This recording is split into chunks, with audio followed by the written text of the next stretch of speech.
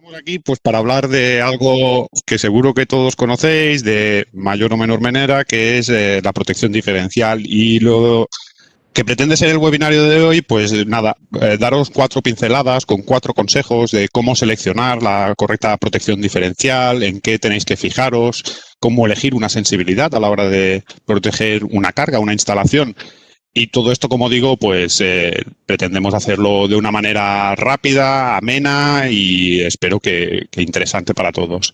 Sin más, empiezo y bueno, me gusta a mí poner siempre un poco de contexto antes de empezar con cualquier tema. Y me gustaría explicaros el por qué es necesaria la protección diferencial, porque hay gente que todavía a fecha de hoy se puede pensar que esto a lo mejor es un capricho de los legisladores, de los que ponen las normas o incluso de los fabricantes para vender más material eléctrico, pero todo tiene una razón de ser. En principio, la protección diferencial protege de contactos directos e indirectos, ¿vale? Uno de los motivos por los que se instala la protección diferencial, pues es para evitar riesgos eléctricos de descarga directa. A fecha de hoy, y aquí os dejo la estadística, todavía hay muchísimas muertes por choque eléctrico en todo el mundo. De hecho, la estadística dice que la media mundial de víctimas por país es de 133. Seguro que algunos de vosotros pensáis, bueno, esto, claro, aquí hay muchos países y algunos serán subdesarrollados, que a saber cómo están las instalaciones, ahí no habrá ni protección diferencial, ni ningún tipo de protección. Y bueno, posiblemente tengáis razón y seguro que hay más muertes por choques eléctricos en estos países que en España, por ejemplo, ¿no? Pero también es verdad que aquí en España, y seguro que en cualquier otro país del mundo apostaría que también ocurre, hay accidentes por choque eléctrico, incluso muertes. Yo recuerdo todavía, porque estoy atento a las noticias, me gusta leerlas todos los días cuando desayuno y cuando veo noticias de estas, pues me llama la atención, porque al final estoy trabajando con el tema, ¿no? Y el verano pasado, sin ir más lejos, pues hubo un accidente mortal a plena calle, una niña tocando una farola, creo que era cerca de Almería, y bueno, pues desgraciadamente no tenían una correcta protección diferencial y la cosa acabó de manera trágica. Con lo cual, yo creo que es un muy buen motivo para poner una correcta protección diferencial. Pero es que hay más. En España se producen más de 7.300 incendios al año por mal estado de las instalaciones eléctricas. Mal estado de las instalaciones eléctricas, pues aquí cabrían muchas cosas. Por ejemplo, defectos de aislamiento. Si tenemos un problema de aislamiento en alguna de las cargas, en alguna de las partes de nuestra instalación, pues ese defecto de corriente que va a tierra acumula energía y la energía esa, según por donde pase, pues puede provocar un incendio. Un cable, una funda de cable mal dimensionada, pues puede afectar a todo eso y que acabe provocando un incendio. La protección diferencial bien seleccionada protege contra incendios, ¿vale? Con lo cual me parece un segundo muy buen motivo para instalar protección diferencial. Y el tercero, que también entiende todo el mundo, en tanto que cuando nos tocan el bolsillo, pues a nadie nos gusta, es que una parada intempestiva, según en qué sectores y en qué aplicaciones, pues puede costar muchísimo dinero. Por ejemplo, en el sector de telecomunicaciones, una parada en una antena, en una torre de telecomunicaciones que pueda dar suministro a una región importante, el coste al minuto de esa parada puede llegar a suponer 30.000 euros. ¿Vale? O sea, es realmente un dineral. De nuevo, una correcta protección diferencial pues nos puede evitar todos estos problemas y nos puede ahorrar disparos intempestivos que al final repercutirán en una serie de costes que no tendremos a final de año, a final de mes. Con lo cual yo creo que estos son muy buenos motivos para elegir correctamente una protección diferencial.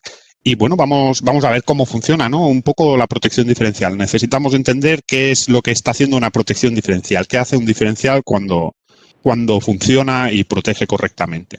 Y para hacerlo, pues os voy a explicar algo que seguro que aquellos que habéis estudiado alguna carrera de ingeniería o que seáis un poco más de carreras de ciencia ya sabéis, que es el paso de cualquier corriente por un conductor. Aquí os he dibujado un cable, pues genera un campo magnético.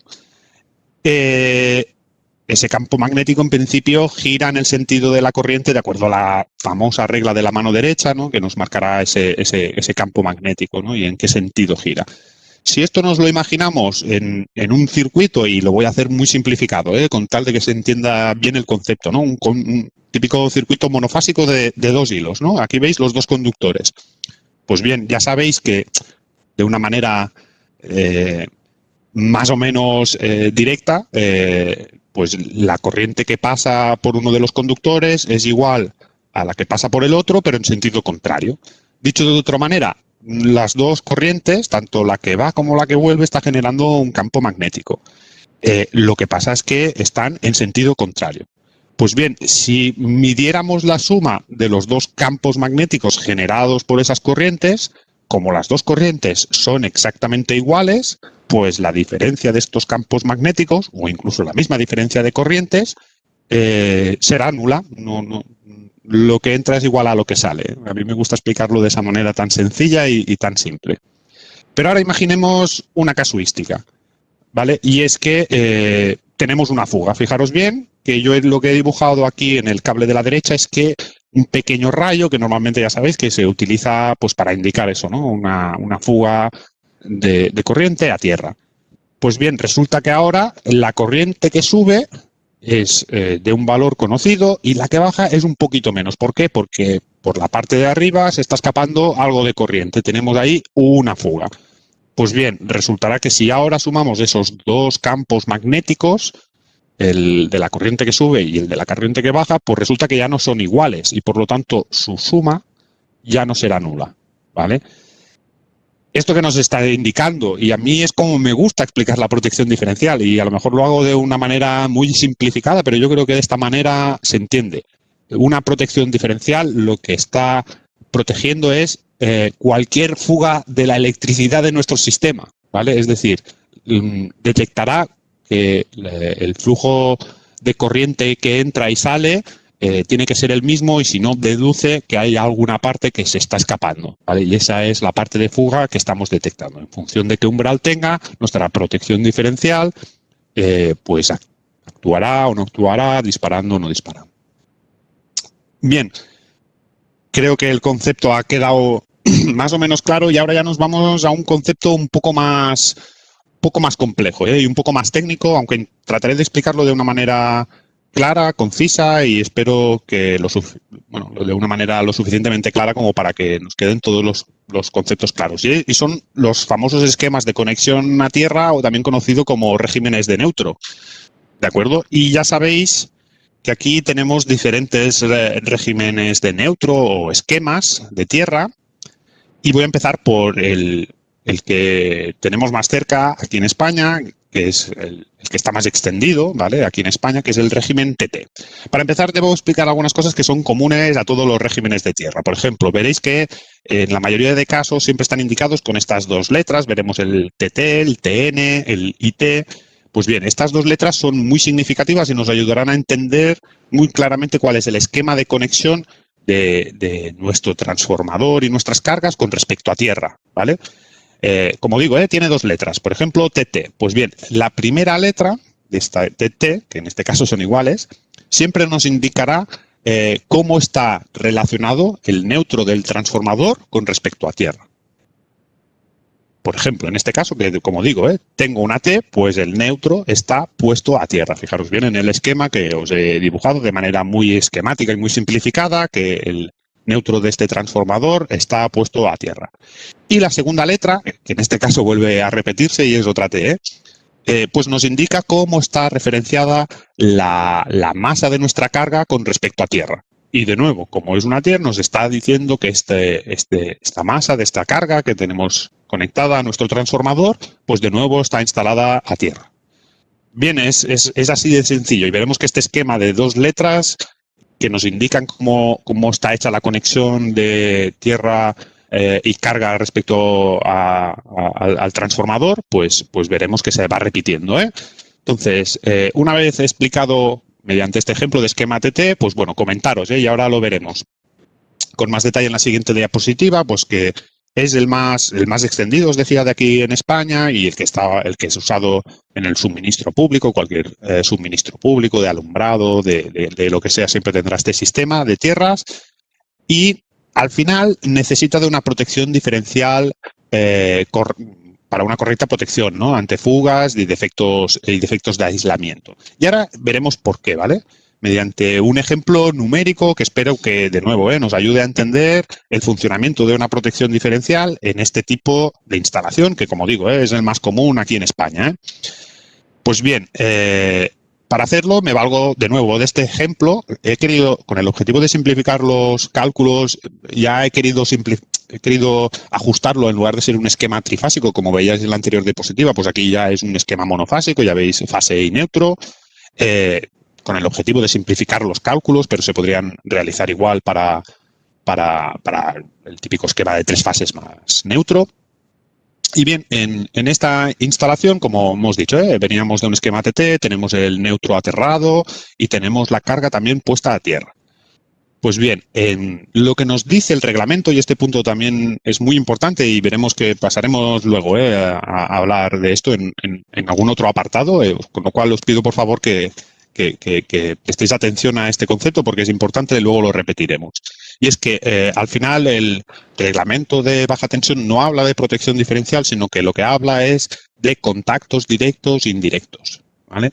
Y nos dice que la tensión de contacto máxima permitido y que deberemos garantizar en cualquier instalación debe ser siempre para locales secos 50 voltios, inferior a 50 voltios, y para locales húmedos inferior a 24 voltios. Entonces nosotros en este esquema que hemos hecho vamos a poner unos números que podrían darse en circunstancias reales, es decir, seguro que no difieren mucho de lo que es la realidad de una instalación cualquiera, para entender cuál es nuestra tensión de contacto y cuál es nuestra corriente de defecto. Fijaros bien en el esquema, os decía que está esta carga que es monofásica y imaginemos que esta carga pues tiene un defecto de aislamiento y resulta que de repente pues empieza a fugar, ¿vale? A tierra. Pues fijaros bien, os he dibujado aquí con unas flechitas de color naranja, color casi rojo, cuál sería el sentido de la corriente. Recordad que la corriente sale del transformador, circula por esa fase 1, de esa fase 1 se va a la carga y aquí es donde hay el defecto de aislamiento y de la carga, pues ya se va directamente al tierra y del tierra ya pasa directamente al neutro del transformador, ¿no? Y se cierra el circuito.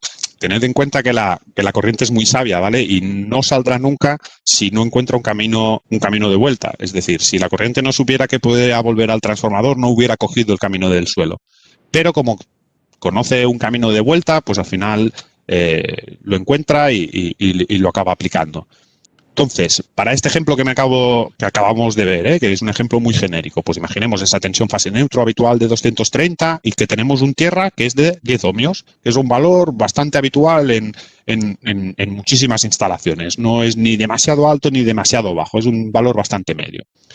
Pues bien, si calculamos la corriente de defecto, ¿vale? Y aquí tenemos que aplicar la ley de Ohm habitual, corriente es igual a tensión dividido entre resistencia, sumamos esas resistencias que están colocadas en serie y vemos que tenemos una corriente de defecto de 11,5 amperios.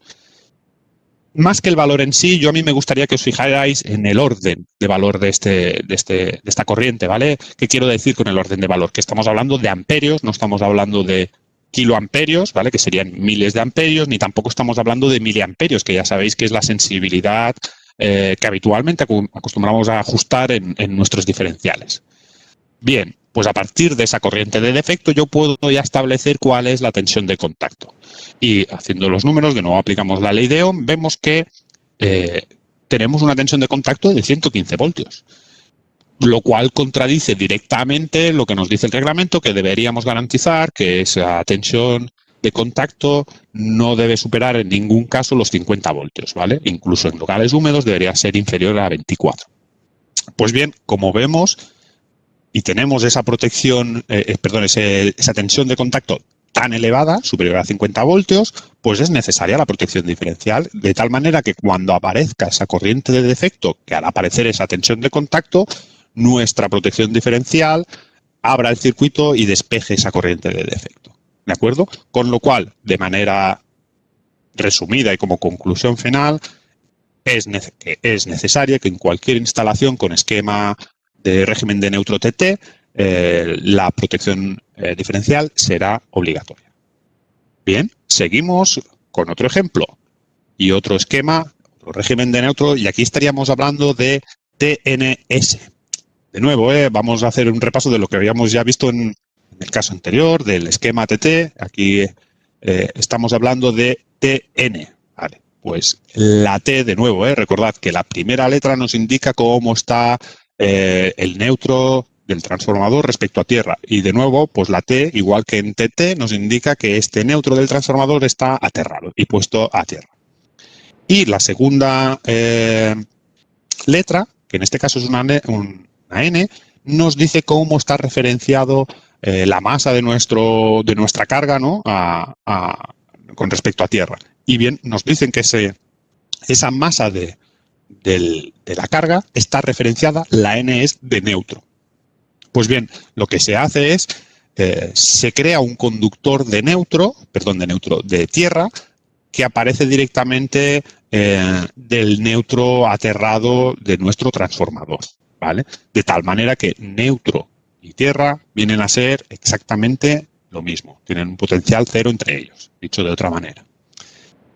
Bien, características de este esquema. Pues primero, el uso no es muy extendido en España, aunque sí que hay algunas instalaciones. Al final, uno cuando diseña una instalación elige cuál es el sistema de tierras que va a utilizar. No es más que esto, no es que sea obligatorio un sistema u otro.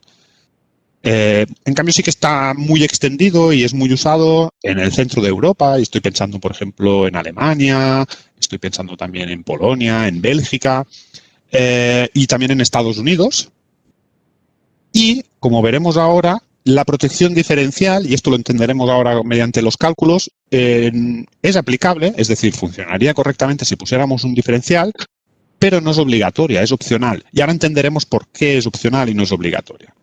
De nuevo, me he tomado la libertad de prepararos y de simplificarlo. Primero, el esquema de trifásico y neutro a monofásico, porque los cálculos son muchísimo más sencillos, pero al final podríamos llegar a las mismas conclusiones con un esquema trifásico. Y de nuevo, quiero que os fijéis en el sentido que tiene la corriente, ¿vale? Aquí, fijaros bien que como la carga que tenemos conectada a nuestra red no está aterrada, porque recordemos que está puesta al conductor de neutro, que es este conductor de tierra que hemos sacado directamente del neutro de nuestro transformador, pues en este caso la corriente, fijaros en el camino que utiliza, de nuevo sale por esa fase 1, va bajando hasta la carga y aquí sí aparece el defecto y en lugar de ir a tierra, como no está conectada a tierra, pues vuelve por ese cable de tierra que hemos creado a partir del neutro y de ahí regresa al neutro del transformador, de nuevo cerrando el circuito. Por lo tanto, la resistencia que verá esa corriente de defecto no deja de ser más que la de los conductores, tanto de fase como de tierra, ¿no? Hasta que llega de nuevo al neutro, ¿no? Si utilizamos la fórmula clásica a partir de la resistividad del cobre y de la sección, en este caso nos hemos puesto... nos hemos imaginado en el supuesto de una sección de 35 milímetros de cobre, pues vemos que la resistencia, comparada especialmente con la que teníamos anteriormente, recordad que el tierra está alrededor de unos 10 ohmios, ¿de acuerdo? Pues bien, aquí estamos hablando de miliohmios, o sea, la resistencia total es de 32,14 miliohmios cada uno de los dos conductores de esto, con estos 50 metros de cable de longitud que nos hemos imaginado en nuestra instalación. Pues bien, si calculamos la corriente de defecto a partir de la resistencia esta total del circuito y con esta tensión fase neutro de 230 voltios, vemos que el valor que nos da esa fórmula es de 3.578 amperios. Y de nuevo aquí, más que el número en sí, quiero que os fijéis en el orden de magnitud. Y aquí ya no estamos hablando de pocos amperios, el resultado anterior eran 11 amperios. Aquí estamos hablando de miles de amperios, ¿vale? Fijaros bien, 3.500 amperios. Pues bien, una vez calculada esa corriente de defecto, lo que nos interesa a nosotros, que es lo que nos exige el reglamento, es que la tensión de contacto no debe superar los 50 voltios. Entonces, vamos a ver cuál es la tensión de contacto. Pues bien, en la siguiente línea la podéis ver calculada y vemos que es alta, es de 115 voltios, con lo cual seguimos estando por un valor superior al que nos exige el reglamento de baja tensión. Bien, ¿qué significa eso? Bueno, pues si nosotros tenemos una corriente de defecto de 3.578 amperios, un diferencial que esté tarado a 30 miliamperios, luego veremos qué significa tenerlo tarado a 30 miliamperios y por qué lo taramos a 30, 300 o cualquier otro valor. Pero en este caso concreto tenemos esta corriente de defecto, ¿disparará un diferencial de 30 milis? Sí, ¿no? Porque 3.500 está muy por encima de esos 30 miliamperios. Por lo tanto, el diferencial sí que sería de aplicación, aunque también es verdad que con esos valores de amperios tan altos, recordemos que estamos hablando de kiloamperios, ese rango de corriente ya quedaría dentro del rango de actuación de un magnetotérmico, de un interruptor automático, ¿de acuerdo? Con lo cual, ¿qué es lo que estoy insinuando? Pues ya no lo estoy insinuando, lo voy a decir de manera clara, que en un sistema TNS, nuestra protección magnetotérmica, el interruptor automático que tengamos protegiendo la línea, ya hará, a su vez, de protección diferencial.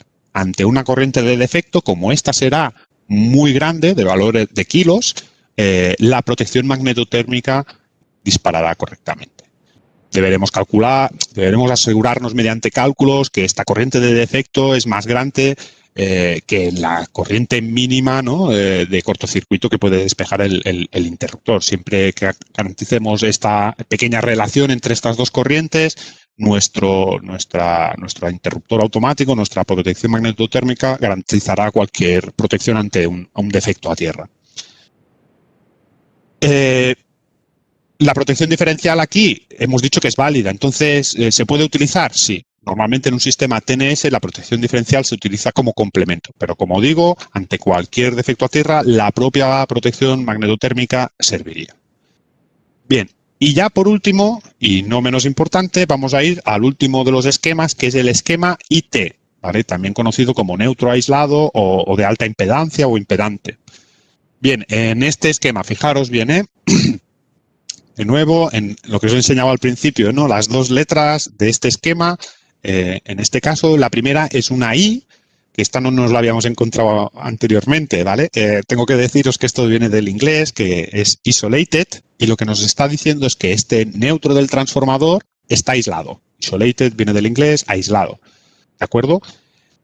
Bueno, a veces puede ser que sí que sea aislado este neutro del transformador, pero en muchas ocasiones lo que se hace es se le pone una alta impedancia, un valor de resistencia muy, muy elevado que conecta directamente con el suelo, ¿vale?, con el tierra de la instalación. ¿Dónde se utiliza este esquema de conexión? Pues principalmente es muy común en el norte de Europa. Todos los países escandinavos, sin ir más lejos, utilizan este tipo de esquema de conexión. Y también debo deciros que, por ejemplo, si miráis el reglamento de baja tensión aquí en España, pues veréis que es obligatorio en cierto tipo de aplicaciones, por ejemplo, en quirófanos y salas de anestesia, ¿vale? Esto lo podréis ver en la instrucción técnica complementaria número 25, no estoy inventando nada. Y veréis que aquí la protección diferencial pues no es necesaria. Y ahora, de nuevo, mediante los cálculos, entenderéis por qué. De nuevo, pues, lo he dicho en las anteriores ocasiones, pero lo vuelvo a explicar, que he simplificado el esquema de trifásico a monofásico en este esquema de conexión que veis aquí, con el objetivo de simplificar todos los cálculos. Fijaros bien cuál es el camino que seguiría la corriente de defecto en caso de aparecer, ¿vale? De nuevo os la he dibujado con estas flechitas. Pues fijaros bien que saldría por esa fase 1, llegaría a la carga y aquí aparece el defecto de aislamiento que tiene esta carga, ¿no? Y aquí sí, a diferencia del sistema TNS y de una manera parecida a cómo lo hacía en el sistema TT, pues esta corriente de defecto pasa por el tierra y cruza ese camino tan resistivo, tan impedante que es esa impedancia que hemos colocado en el neutro del transformador y regresa finalmente al transformador cerrando el circuito. Bien, si nos ponemos números a esta situación, ¿vale?, con esa tensión fase neutro de 230 voltios, la resistencia de tierra, cogemos el mismo valor que hemos cogido en el ejemplo TT, Y por último, ponemos valor a esa impedancia, alta impedancia que habíamos dicho, que habíamos puesto en el neutro de nuestro transformador para poner a tierra, ¿no? Y este es un valor que tampoco, de nuevo, no lo he cogido al azar y que es un valor que podéis encontrar en muchos de los sistemas IT y es de 3.450 ohmios. Bien, pues si calculamos con todos esos valores esta corriente de defecto, haciendo una suma de la resistencia resultante de la suma de las tres resistencias, pues vemos que como esa resistencia es tan elevada debido a esa alta impedancia que hay en el neutro, pues nos sale una corriente muy pequeñita. Y aquí, de nuevo, más que el valor en sí, que nos sale 60 miliamperios de corriente, lo que os pido es que os fijéis en el orden de magnitud. Fijaros que en el esquema TT salían amperios, ¿vale? No parecía ni mucho ni poco. En el esquema TN ya salían kiloamperios, esos 3,5 kiloamperios más o menos que nos salían en nuestros cálculos, y en cambio aquí aparece un valor muy pequeñito de miliamperios, o sea, de 0,060 amperios, ¿de acuerdo? Es decir, que estamos hablando, aparece una corriente de defecto, pero es muy pequeñita. A partir de esta corriente de defecto, si ya calculamos esta tensión de contacto, que al final, de nuevo, es lo que nos tiene que preocupar, que es lo que nos dice el reglamento, que siempre deberemos garantizar que sea inferior, en el peor de los casos, a 50 voltios, ¿vale? Pues resulta que la tensión de contacto que aparece, como la corriente es tan pequeñita, pues también es muy pequeña. Fijaros bien que no llega ni a 1 voltio. Estamos hablando de 0,6 voltios. Por lo tanto, aquí garantizamos que la tensión de contacto es inferior a esos 50 voltios. Incluso si el local fuera húmedo, estaríamos garantizando que ese valor cae por debajo de los 24 voltios. Pues sí, pero bastante por debajo. Con lo cual, aquí no necesitaríamos de protección diferencial. ¿Qué pasaría? Es verdad que las cosas se complican si apareciera un segundo defecto, ¿vale? Aquí no voy a entrar en los cálculos, que tampoco no es el objetivo del webinario, pero debéis saber de que aquí ya se tendría que añadir, en el caso de que se añadiera ese segundo defecto de aislamiento, la corriente de defecto sí que subiría muchísimo, ¿de acuerdo? Hasta llegar a valores de kiloamperios, de nuevo, porque ya lo que estaríamos haciendo es un cortocircuito fase neutro y, por lo tanto, de nuevo, lo que actuaría serían las protecciones magnetotérmicas, ¿sí? ¿Qué quiere decir eso? Que, de nuevo, la protección diferencial no sería obligatoria. Acordaros que os he dicho que aquí en España era obligatorio el uso de este tipo de conexión a neutro en algunas instalaciones particulares, como por ejemplo quirófanos o salas de anestesia. Yo creo que tiene todo el sentido del mundo, ¿no? O sea, pensad que si nosotros somos cirujanos y estamos en una operación a corazón abierta y resulta que por el motivo que sea hay un defecto y se va la luz, pues igual dejamos a un paciente ahí con el corazón abierto y puede ser la diferencia entre la vida o la muerte, ¿no? Y me pongo un poco dramático a lo mejor, pero es así. Entonces, lo que se busca con este tipo de conexión, tipo IT, es que en caso de que aparezca un defecto, que eso no dispare ningún tipo de protección y nosotros podamos continuar con nuestro servicio. Es decir, es un tipo de conexión que premia la continuidad de servicio al máximo. En caso de un segundo defecto, hombre, pues lógicamente ahí ya tendremos que actuar. Normalmente en este tipo de instalación también es verdad que lo que se acostumbra a hacer, pues en este tipo de instalaciones es, bueno, como estaba diciendo, ¿no? Premiar un poco, en definitiva, la continuidad de servicio y en definitiva, que no corte nunca la instalación, a no ser que sea absolutamente necesario para garantizar la máxima continuidad de servicio.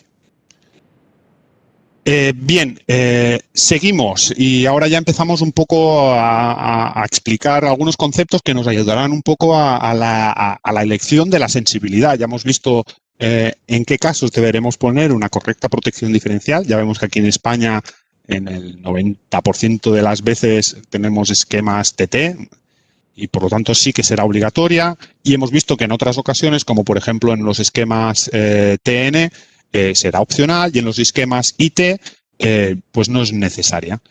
También es verdad, y se me ha olvidado de explicarlo antes, que en estos esquemas IT en muchas ocasiones lo que se hace es poner un monitoreo, se pone una protección de diferencial con el objetivo de monitorear la fuga, con el objetivo de ver cómo evoluciona, ¿no? Para hacer una actuación antes de que acumule ese segundo defecto que sí que nos dispararía. Pues bien, como digo, seguimos con el efecto del paso de corriente que nos ayudará a explicar cómo elegir las diferentes sensibilidades, y para hacerlo me valgo un poco de este gráfico, ¿vale? ¿Qué nos dice este gráfico? Fijaros bien, en el eje vertical aquí tenemos los tiempo de duración del paso de corriente sobre una persona, ¿vale? Expresado en milisegundos, o sea, es una unidad muy pequeña de tiempo. Y en el eje horizontal vemos aquí la corriente que pasa por el cuerpo en miliamperios. Pues fijaros bien que he dividido este gráfico en 4 zonas, ¿vale? He puesto un numerito, 1, 2, 3, 4. La primera zona, que es la que está más a la izquierda, con esa zona que llega hasta los 0,5 miliamperios, pues bien, lo que nos está diciendo es que para cualquier corriente que sea inferior a esos 0,5 miliamperios, independientemente de lo larga que sea la duración, el paso de corriente es imperceptible. Es decir, menos de 0,5 miliamperios, si pasan por mi cuerpo, ni me daré cuenta. En cambio, a partir de 0,5 miliamperios y hasta los 30 miliamperios, ahí el paso de corriente ya sí que es perceptible, y aquí seguro que todos hemos experimentado de alguna manera u otra pues el típico cosquilleo cuando tocamos alguna parte metálica que a lo mejor no tiene un correcto aislamiento, o incluso, bueno, no sé, seguro que vosotros también alguna vez al darle tensión a algún equipo que a lo mejor tenía algún pequeña imperfección, pues os habréis notado el cierto cosquilleo. Bien, eso es perceptible, pero como digo, no causa ningún perjuicio en la salud humana.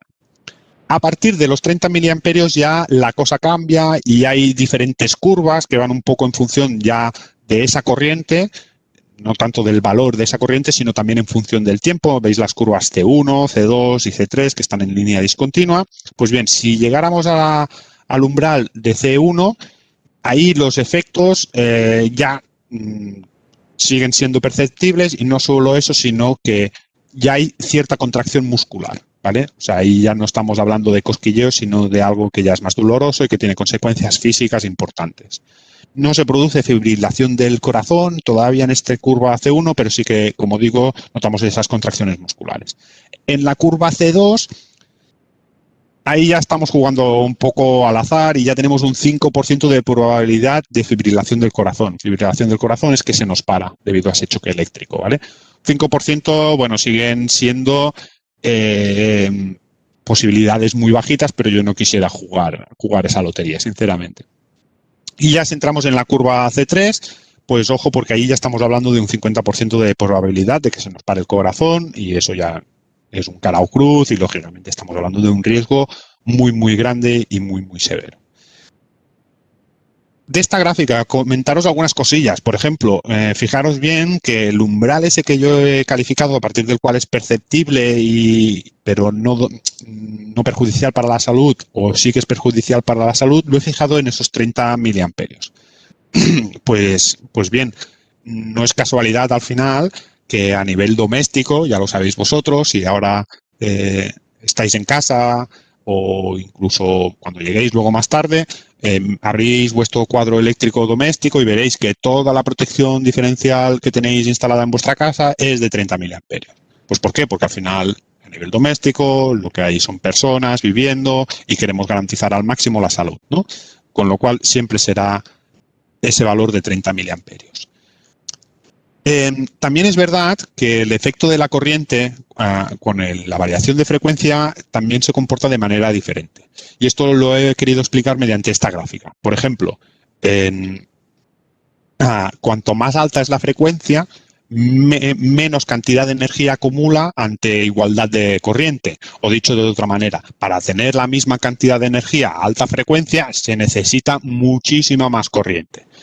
Lo pongo en números, ¿vale? Que creo que se entenderá mejor, que es lo que acostumbra a pasar, ¿vale? La energía, es decir, ese umbral que fijábamos como no perjudicial para la salud, ¿no? De esos 30 miliamperios a 50 hercios, pues equivaldría a 500 hercios a 225 miliamperios. Es decir, a mí me pueden pasar 225 miliamperios a 500 hercios y eso, a pesar de que seguramente notaré ese cosquilleo, no será perjudicial para la salud ni tendrá efectos irreversibles. ¿De acuerdo? Y, lógicamente, ese valor, como os digo, es lineal y lo he representado con esa línea roja. Con lo cual, es importante tener en cuenta de que mucho más peligrosas las fugas a 50 hercios que no a altas frecuencias. Acumulan más energía y, por lo tanto, también sería más riesgoso no solo para la salud, sino para cualquier posible accidente a la hora de hacer un incendio, etcétera.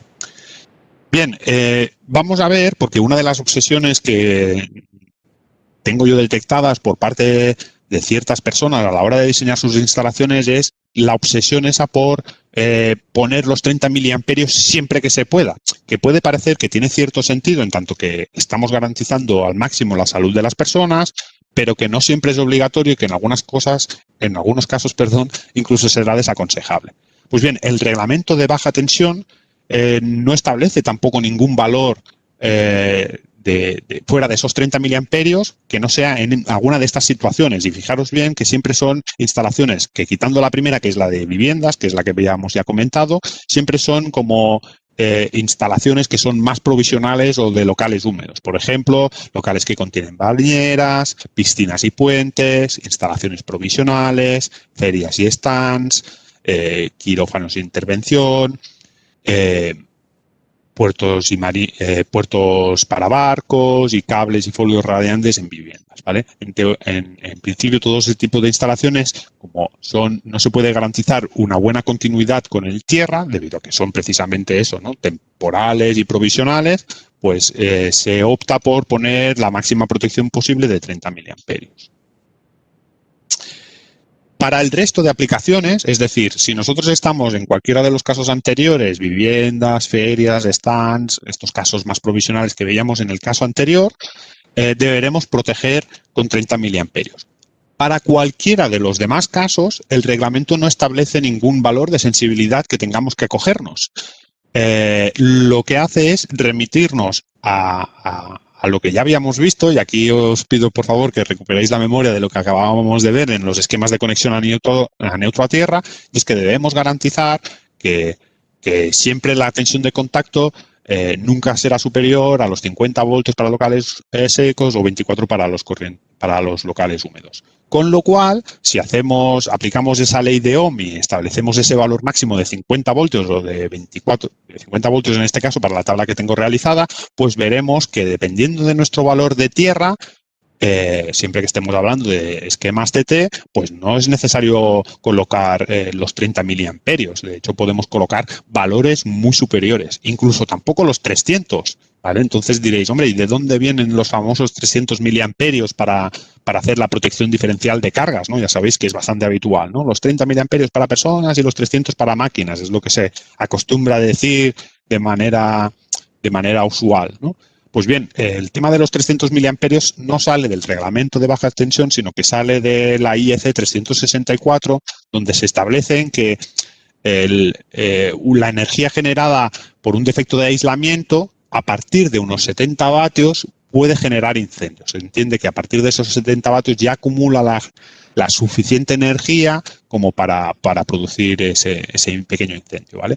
Y resulta que si hacemos un poquito de cálculos, de nuevo, que os los he puesto aquí, esos 70 vatios a nivel monofásico pues equivaldrían a unos 300 miliamperios, ¿de acuerdo? De ahí de que se tienda siempre a proteger con 300 miliamperios siempre que se puede, que también veremos más adelante en algún ejemplo que no siempre se puede, todas las cargas de nivel industrial, ¿de acuerdo? Esos 300 miliamperios salen de ahí.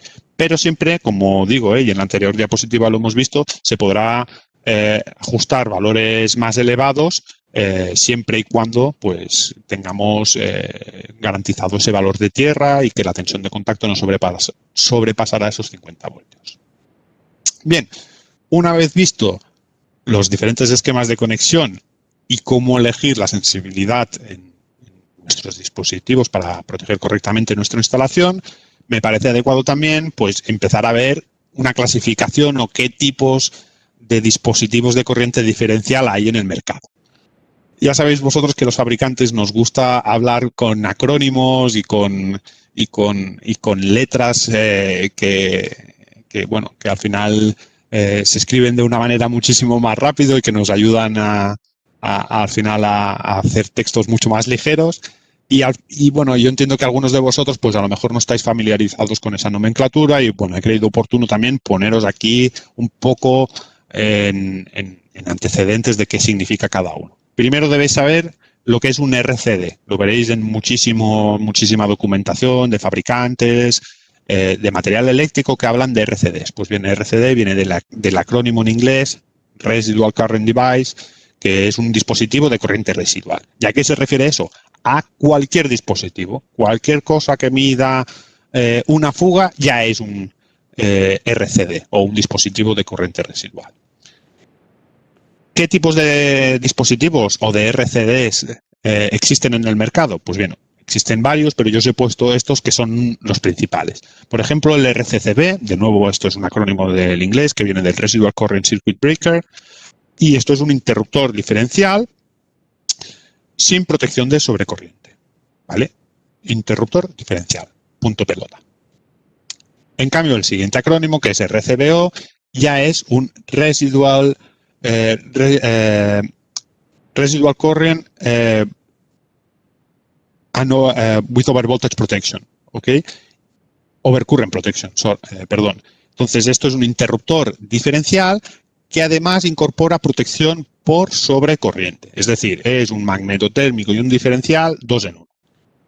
Luego también tenemos el MRCD, que es el Modular Residual Current Device, de nuevo el acrónimo en inglés, que esto viene a ser un dispositivo modular de corriente residual. ¿Qué quiere decir eso de dispositivo residual? Bien, en el primer caso, en el RCCB, era un todo en uno. Aquí tenemos el interruptor con el elemento de corte, con el transformador todo integrado, y en cambio en el MRCD pues tenemos un sistema modular. Modular significa con diferentes módulos, es decir, por un lado tendríamos el elemento de corte que podría ser nuestro interruptor con su bobina de disparo asociada, por otro lado tendríamos el relé que es el cerebro, el que lee la fuga que estamos teniendo en nuestra carga o nuestra instalación para actuar en consecuencia, ¿no? En función del valor umbral que le tengamos programado.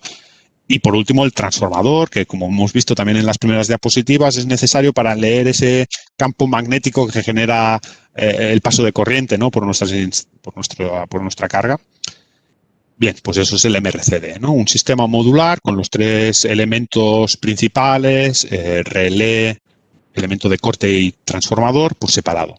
Y por último, también está un acrónimo que seguro que habéis visto en alguna ocasión, que es RCM, que también viene del inglés, Residual Current Monitoring, que quiere decir monitor de corriente residual, ¿vale? Que esto simplemente nos remite a la solución de protección diferencial que ofrece un monitoreo, que nos permite hacer una vigilancia de la fuga. Bien, visto esto, los diferentes clasificaciones que existen de los tipos de diferenciales, pues vamos a entrar en otro de los conceptos que también son muy importantes, que es el de tipos de protección diferencial. Y para hacerlo, pues os he puesto esta diapositiva con los 4 tipos de protección diferencial que existen, de acuerdo a las normativas, que os las he puesto aquí, son las normativas que veis aquí escritas en esta diapositiva, por si os interesa tenerlas.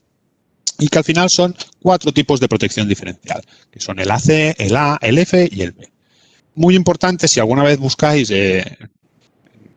cualquier diferencial y que estáis interesados en saber qué tipo de diferencial es, de estos 4, no busquéis nunca ninguna de estas letras, es decir, no encontraréis escrito en el diferencial nunca AC, A, F o B, o en todo caso sería bastante raro. Lo que encontraréis, en cambio, son el simbolito que os he puesto al lado de cada uno de los tipos, ¿vale? Además, es un simbolito que es bastante intuitivo, en tanto que nos ayuda a ver qué tipo de protección nos ofrece este tipo. Por ejemplo, y empezamos ahora sí, explicando los 4 tipos, desde el más básico, que es el tipo AC, hasta el que tiene más prestaciones, que sería el tipo B.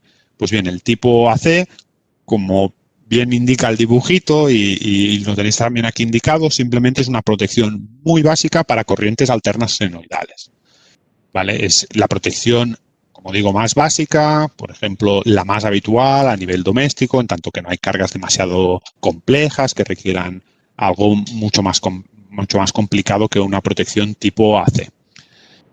Seguimos y la siguiente protección por prestaciones es la protección tipo A, a la corriente alterna senoidal siempre vamos añadiendo lo que tenía el tipo anterior, pues le añade esa protección ante fugas de corriente pulsante. ¿De acuerdo? Bien, aquí también os digo que seguramente ya conoceréis las soluciones inmunizadas. Por ejemplo, Circutor, ya sabéis que tiene el sistema ultrainmunizado. Bueno, ahora os detallaré en la siguiente diapositiva más información sobre qué significa este tipo de soluciones inmunizadas y qué es lo que ofrecen. ¿De acuerdo? Pero sí que ya os adelanto que en principio todas estas soluciones inmunizadas se acogen a este tipo de protección diferencial, a la protección tipo A. Seguimos con los tipos de protección, ahora aquí a la tipo F, de nuevo, añadimos lo que ya teníamos con la C y la A, que era la corriente alterna, protección corriente alterna senoidal, corrientes pulsantes, y aquí le añadimos protección ante corrientes mixtas, mezclas de alterna y corriente continua. Seguramente es la menos común de todas las protecciones diferenciales. De hecho, hay mucha gente que lo interpreta como una normalización de estas soluciones inmunizadas que he comentado que había en el tipo A y que, como digo, está bastante limitado su uso a algunos países del norte de Europa y básicamente a la protección de variadores monofásicos. Y por último, no menos importante, porque de hecho es la más importante en tanto que es la que ofrece más prestaciones, es la protección diferencial tipo B, que a todo lo que hemos visto anteriormente, es decir, ya acumula lo que ya tenía la C, la A, la F, pues le añade también protección ante defectos por corriente continua pura. ¿Vale? Y ya sabéis que es muy importante, a día de hoy ha habido un auge muy importante de algunas cargas que pueden llegar a fugar en continua. Y aquí incluyo variadores, incluyo también SAIs y también una carga que es, bueno, muy relacionada con lo que hacemos aquí en Circutor, que son los puntos de recarga de vehículo eléctrico. Ya sabéis que tienen las baterías, necesitan de un conversor AC-DC y por lo tanto si fugan en la parte DC, pues necesitarían de una protección diferencial tipo B para poder despejar correctamente esa fuga. ¿De acuerdo? Entonces, estos son los 4 tipos de protección diferencial. Os añadiré que si queréis información adicional sobre los tipos de protección diferencial, tenemos colgado en el canal de YouTube de Circutor un webinario que hicimos hace apenas pocos meses, hablando de manera más extendida de estos tipos de protección diferencial y dando algunos consejos, algunos tips que yo creo que son muy interesantes y os recomiendo verlo. Con lo cual, lo podéis consultar cuando queráis, está de manera pública en el canal de YouTube, como digo. Bien, antes de pasar al siguiente tema, como os he dicho, lo de las soluciones inmunizadas. La normativa que os he enseñado antes, que aparecía en la diapositiva anterior, marca lo que son los mínimos que debe cumplir los diferentes tipos de protección diferencial, ya sea tipo AC, tipo A, tipo F o tipo B. Hace unos 20 años aproximadamente se pusieron muy de moda los sistemas inmunizados. ¿Qué son los sistemas inmunizados? Pues son diferenciales que son del tipo A y que van un poco más allá de lo que exige la norma. Es decir, si la norma me exige un mínimo, yo como fabricante, en este caso, intento darle un poco más de lo que pide la norma con el objetivo pues, de dar más valor añadido al producto y de ofrecer algunas prestaciones que, aunque no me exige la norma, yo creo que son interesantes y que pueden ayudar a los consumidores de este tipo de diferenciales, ¿vale? Hay muchísimos sistemas inmunizados de muchos fabricantes distintos y a nosotros, al Circutor, nos gusta ser muy transparentes y explicar muy claramente qué es lo que ofrece nuestro sistema inmunizado, porque otros fabricantes no lo dicen de manera tan clara como nosotros. Y os lo he puesto en estas 3 diapositivas. Empiezo por el punto 3, que es la inmunidad ante transitorios, que yo creo que es muy interesante esta prestación, en tanto que nos evitará, ya sabéis vosotros, seguro que os ha pasado alguna vez a nivel doméstico, el típico día de tormenta eléctrica, cae un rayo cerca de de la estación transformadora que nos da suministro y ahí saltan todas las protecciones diferenciales y, bueno, en definitiva, tenemos que acercarnos a rearmarlas. Pues bien, si nuestro sistema es inmunizado, esos transitorios que pueden durar hasta 20 microsegundos, pues quedarán totalmente inmunizado, ¿no? Nuestro diferencial, con lo cual no disparará ante esos fenómenos que son tan cortos y tan transitorios. Por otro lado, también tenemos otra de las ventajas de este sistema inmunizado es la respuesta en frecuencias. Es decir, tenemos un filtrado de armónicos para que todas esas frecuencias armónicas no afecten, porque además no deben afectar de la misma manera. Ya hemos visto que a 50 Hz se acumula muchísimo más energía que no a frecuencias superiores, con lo cual se puede obviar parte de esas fugas a altas frecuencias. Y por último, pero no menos importante, de hecho yo creo que es la prestación más interesante que tenemos, es la del margen de disparo. Pensad que, de acuerdo a la normativa, cualquier diferencial puede saltar a partir del 50% de su sensibilidad. Es decir, imaginemos un caso de que lo tengamos ajustado a 30 miliamperios, pues el diferencial a partir de 15 miliamperios ya puede disparar. Está cumpliendo norma.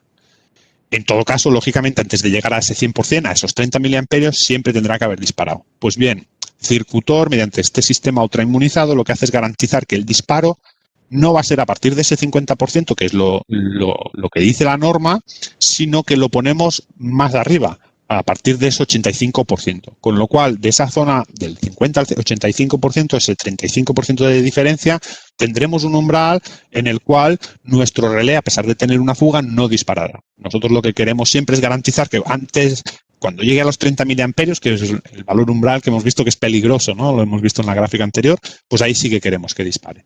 Pero en cualquier valor inferior no necesitamos que dispare y, por lo tanto, nos estará bien esa inmunidad ante el disparo. Bien, vamos a seguir con el tema de la selectividad entre diferenciales, ¿vale? Que esto ya estamos prácticamente llegando a la última fase de ingeniería que tendremos que hacer a la hora de elegir, diseñar nuestra protección diferencial para nuestras instalaciones. Y aquí tenemos que tener dos consideraciones. Primero, lo que es la selectividad horizontal y la selectividad vertical. Una buena selectividad horizontal nos ayudará a evitar lo que se conoce como los disparos por simpatía, ¿de acuerdo? Y aquí he querido poneros esta tabla con problemas, orígenes y posibles soluciones a diferentes casuísticas que se pueden dar y que están todas relacionadas con esa selectividad horizontal. No voy a pasar por todas ellas, sí que comentaros que en principio la mayoría están relacionadas en malas praxis a la hora de instalar, es decir, mal estado de las puestas a tierras o bien neutros conectados erróneamente al tierra de la instalación. Pero sí que me quiero dedicarme un poco especial interés en el segundo problema que tenéis aquí, que es bastante habitual y que sí que en muchas ocasiones genera dudas a la hora de cómo afrontar la solución a este problema, que es los filtros EMI, que están instalados en muchas industrias, en la mayoría de los variadores. Bien, estos filtros EMI que están instalados en estos variadores, al final son filtros que, debido a los condensadores que tienen estos filtros, pues fugan a tierra de manera natural, es decir, es la manera que tienen de trabajar estos filtros EMI. No es que estén funcionando mal, sino que tienen unos condensadores puestos a tierra y es normal que fuguen a muy altas frecuencias pues a tierra. Pues bien, como digo, fugan a muy altas frecuencias. Si no tenemos un diferencial que tenga esa inmunidad ante armónicos y altas frecuencias, pues seguramente esa fuga que nos está provocando el filtro EMI, pues nos hará disparar nuestro diferencial intempestivamente. Entonces, en estos casos muy concretos es cuando más se agradece tener estos sistemas inmunizados que estábamos comentando.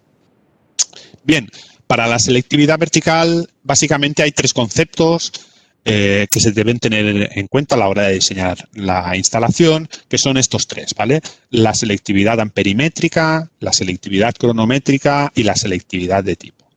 ¿Qué es la selectividad amperimétrica? Pues bien, es la buena coordinación a nivel de sensibilidades de nuestra instalación. siempre deberemos garantizar que los diferenciales que están instalados aguas arriba tengan una sensibilidad de como mínimo 3 veces la del diferencial de aguas abajo. Todo esto lo veremos luego con números y con ejemplos que seguro lo entenderéis mejor. Sobre la cronométrica, para asegurar una buena coordinación vertical cronométrica, deberemos garantizar siempre que el diferencial de aguas arriba tiene como mínimo 2 veces el tiempo máximo del diferencial instalado aguas abajo.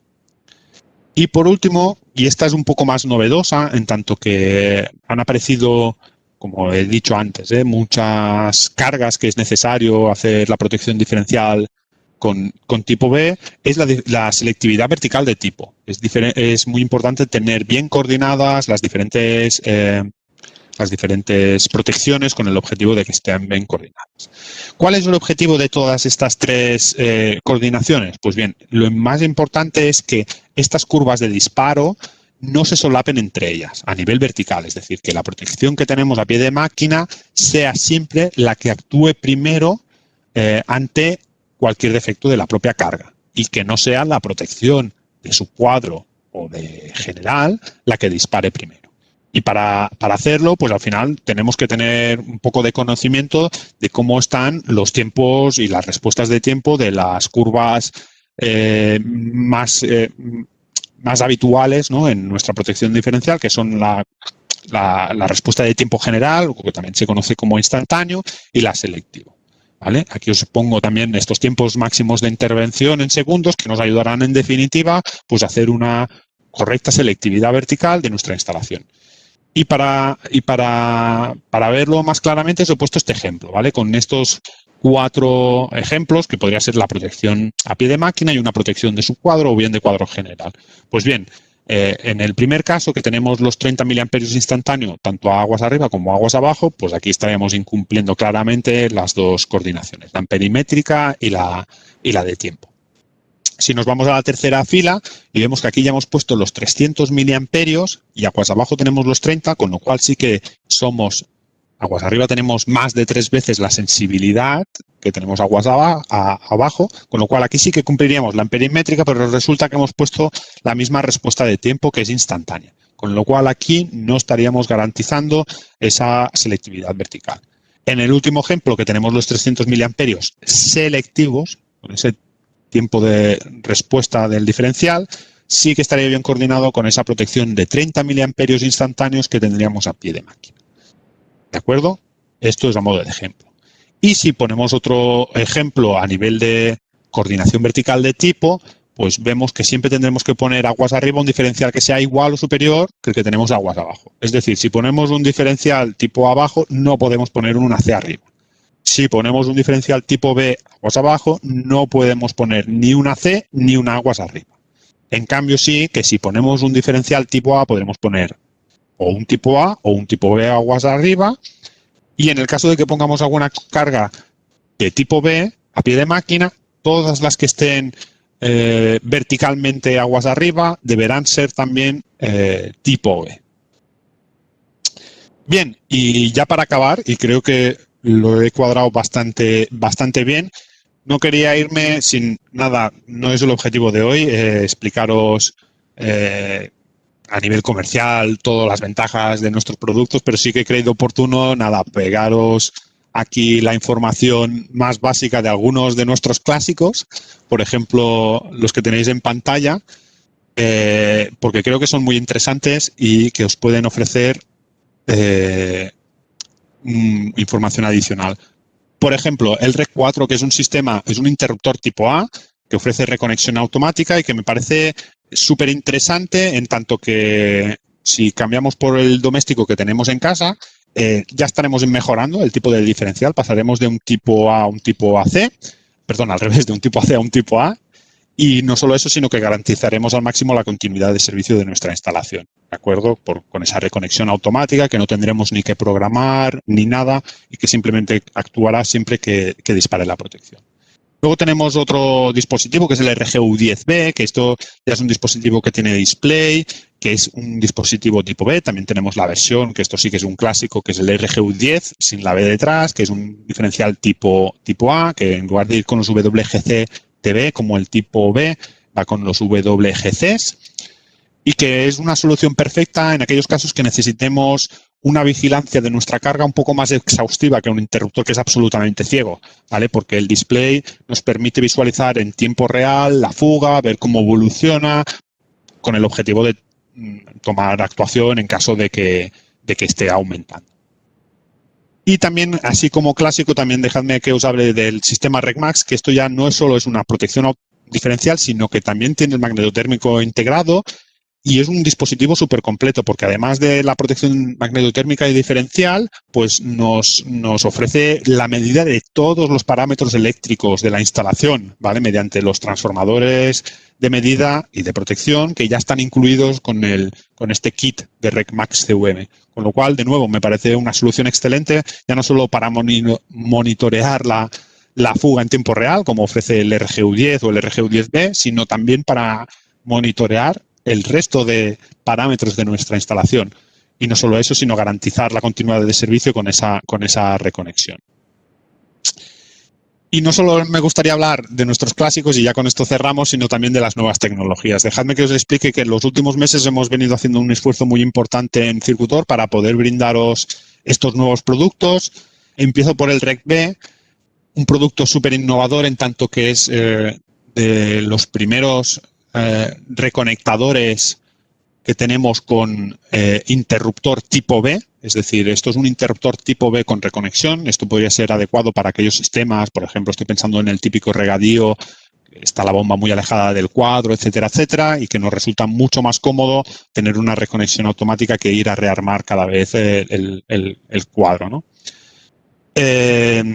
También quiero hablaros del RGU100B y la CBS400B, que son relés tipo B. Ya veis que hemos hecho un restyling muy importante del display, que ha quedado así de bonito y que al final ofrece las prestaciones parecidas a las que ya teníamos con el RGU10B, en tanto que tenemos una fuga en tiempo real que podemos monitorear mediante las comunicaciones que tenemos integradas.